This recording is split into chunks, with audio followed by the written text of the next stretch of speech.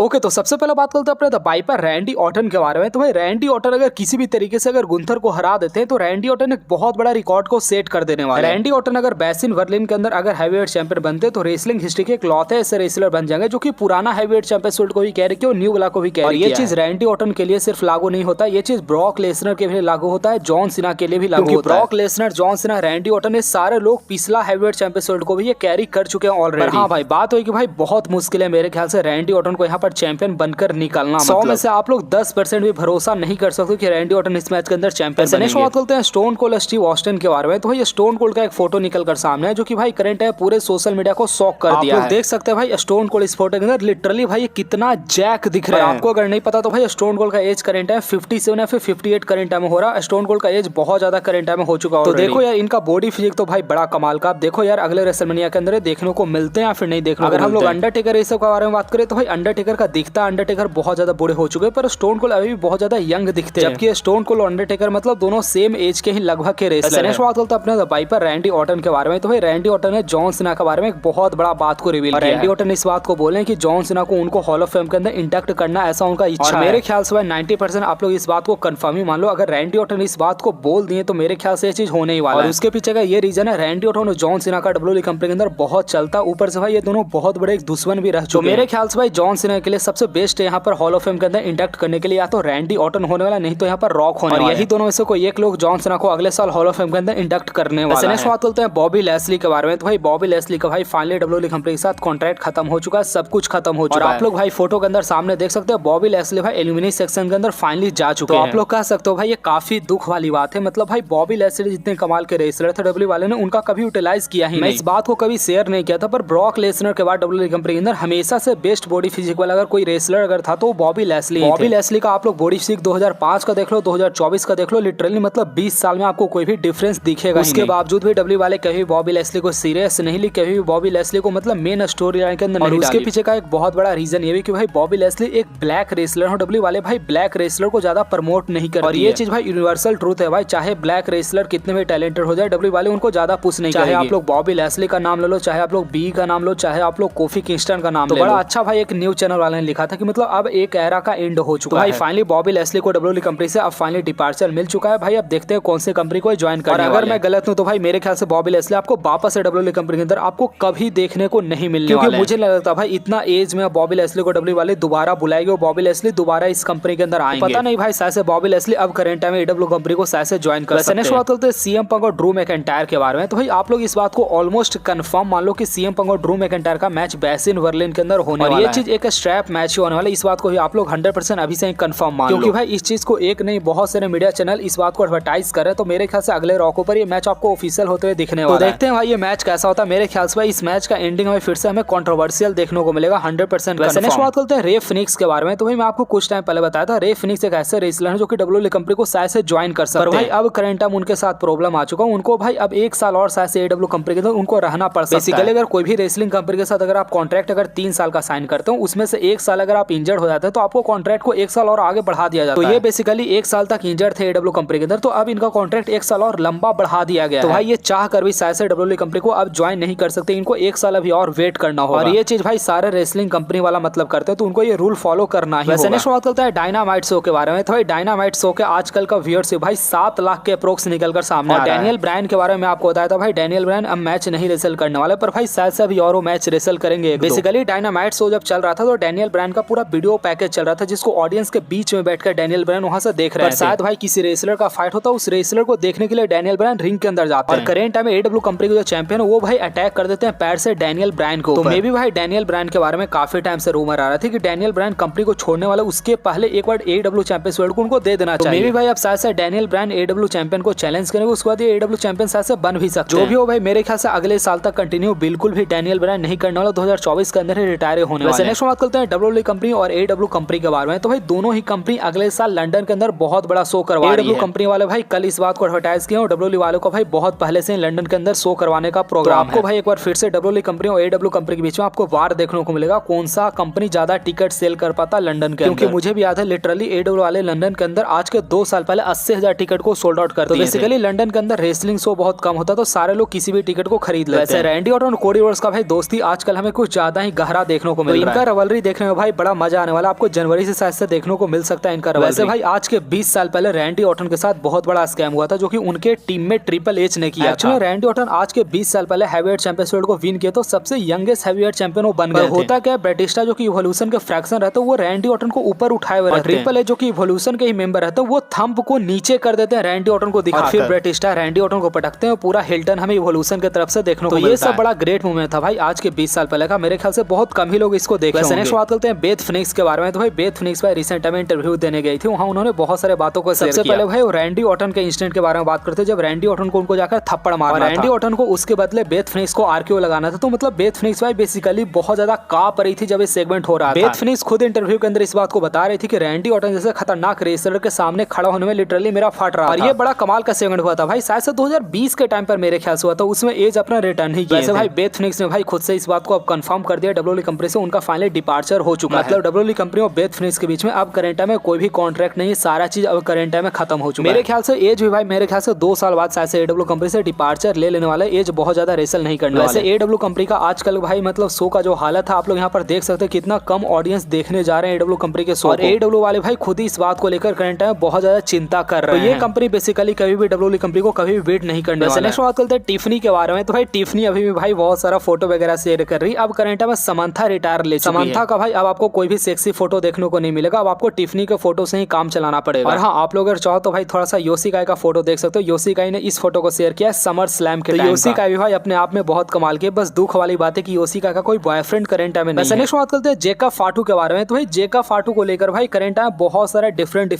Report निकल कर सामने आ रहा है। मैं आपको सब कुछ बता दूं। देखो कुछ टाइम पहले ये रिपोर्ट आया था कि जेकब फाटू को सच में इंजरी हो गया, फिर कल के दिन ये रिपोर्ट आया था जेकब फाटू को कोई भी इंजरी हुआ नहीं है। भाई करंट टाइम फिर से रिपोर्ट दे रहे हैं रिंगसाइड न्यूज वाले कि डब्ल्यू वाले थोड़ा सा कंसर्न जाहिर कर रही है जेकब फाटू को लेकर। बेसिकली भाई जेकब फाटू को लेकर करंट टाइम बहुत सारा बात हो रहा है, मैं आपको सब कुछ समझाता हूं। तो बेसिकली भाई अगर जेकब फाटू इस मंथ के लास्ट तक भी अगर रिटर्न नहीं करते तो उनका चैंपियंस बेल्ट के साथ कुछ भी नहीं होने वाला। जो चैंपियंस बेल्ट होने वाला भाई मे बी टांगा लोआ शायद से भाई टांगा लोआ या फिर टोंगा लोआ, ये भाई शायद से डिफेंस करने वाले। तो ये टैग टीम टाइटल भाई ब्लडन के पास ही किसी भी हाल में रहने वाले, या फिर मे बी भाई ये टैग टीम टाइटल अपना डिफेंस ही ना करे। देखो यार पता नहीं, कुछ लोग का ये कहना जेकब फाटू करंट टाइम में इंजर्ड हो चुके हैं, कुछ लोग का ये कहना उनका इंजरी बहुत ज्यादा बड़ा नहीं, बहुत जल्द वो रिटर्न करने वाले। हाँ मेरे ख्याल से भाई किसी भी हाल में डब्ल्यू वाले ब्लडन के हाथ से टाइटल बिल्कुल भी लेने नहीं वाले। नेक्स्ट बात करते हैं हार्डीज बॉयज के बारे में। तो भाई हार्डीज बॉयज के बारे में ये रिपोर्ट निकल कर सामने है कि ये समर स्लैम के बैक स्टेज और डब्ल्यूडब्ल्यूई कंपनी और हार्डीज बॉयज के बीच में भाई कुछ न कुछ बात हुई है। वो बात मतलब क्या हुआ ये निकल कर सामने नहीं आया। तो भाई देखो मेरे ख्याल से भाई चांसेस बहुत कम है कि फिर से हमें देखने को मिले फिर से डब्ल्यूडब्ल्यूई कंपनी। वैसे भाई नेक्स्ट आप लोग ये पोस्ट देखो, रोमन रेंज भाई जब से समर स्लैम से रिटर्न किया अभी तक उन्होंने 0 वर्ड बोला है। शायद से भाई मेरे ख्याल से मुझे पूरा भरोसा है कल के स्मैकडाउन के ऊपर फर्स्ट वर्ड जरूर बोलेंगे, कल के स्मैकडाउन के ऊपर आपको प्रोमो जरूर से देखने को मिलेगा। वैसे आप लोग सीएम पंक का ये फोटो देखो भाई, रॉ का बैक स्टेज का जहां मार्क हेनरी उनके बेटे के साथ फोटो खींचा है। नेक्स्ट में आपको बड़ा अजीब चीज दिखाने वाला, अगर आपको भरोसा करना है तो भाई आप लोग भरोसा कर सकते हो। तो ये पता नहीं भाई किसी ने लिस्ट निकाला कि अगला टॉप 10 कौन होने वाला इंटरकॉन्टिनेंटल चैंपियन। तो आप लोग देख सकते हैं फर्स्ट पर उन्होंने सिमस का नाम लिया, सेकंड पर उन्होंने डोमिनिक मिस्टेरियो का नाम लिया, फिर जे उसो का नाम लिया। आप लोग चाहो तो भाई आप लोग पूरा लिस्ट को पढ़ सकते हो, पर हाँ भरोसा भाई फर्स्ट सेकंड थर्ड पर ही ज्यादा कर रहा है। वैसे एक और लिस्ट निकल कर सामने मैं आपको भी दिखाता हूँ, अगला 4-5 साल तक कौन सा wrestler money in the bank को विन करेगा। ये बेसिकली फीमेल रेसलर का, जिसके अंदर 2025 के अंदर न्योमी का नाम यहाँ पर लिया गया, 2026 के अंदर जेलिना वेगा का नाम लिया गया, 2027 के अंदर रॉक्सन का नाम यहाँ पर लिया गया। तो बस भाई देख लो आप लोग इसके ऊपर भरोसा बिल्कुल भी मत करना। नेक्स्ट बात करते हैं रोंडा रॉजी के बारे में। तो रोंडा रॉजी भाई रिसेंट टाइम इंटरव्यू के अंदर एक बड़ा इंटरेस्टिंग बात को उन्होंने रिवील किया, मतलब वो जो 2022 के अंदर अपना टाइटल जो लूज करने वाले थे वो लेसी इवेंट्स के अगेंस्ट वो लूज करने वाले, फिर जाकर डब्ल्यूडब्ल्यूई के बैक स्टेज जाकर प्लानिंग में चेंज हुआ। उसके बाद भाई यहाँ पर लिव मॉर्गन जाकर कैसिन अपना मनी इन द बैंक करती है रोंडा रॉजी को। और 2022 के अंदर हमें लिव मॉर्गन हमें डब्ल्यूडब्ल्यूई चैंपियन देखने को मिलता है। उस टाइम पर लिव मॉर्गन को उतना मतलब हाईलाइट नहीं मिला। वैसे आज का वीडियो भाई इतना ही था, मिलते हैं आपसे कल शाम के वीडियो के अंदर, नहीं कल सुबह वाला वीडियो के अंदर। तो भाई सारे लोग चैनल को सब्सक्राइब करके सारे लोग वीडियो को लाइक कर देगा, जिन लोग को मेरे से बात करना इंस्टाग्राम को पर आ सकते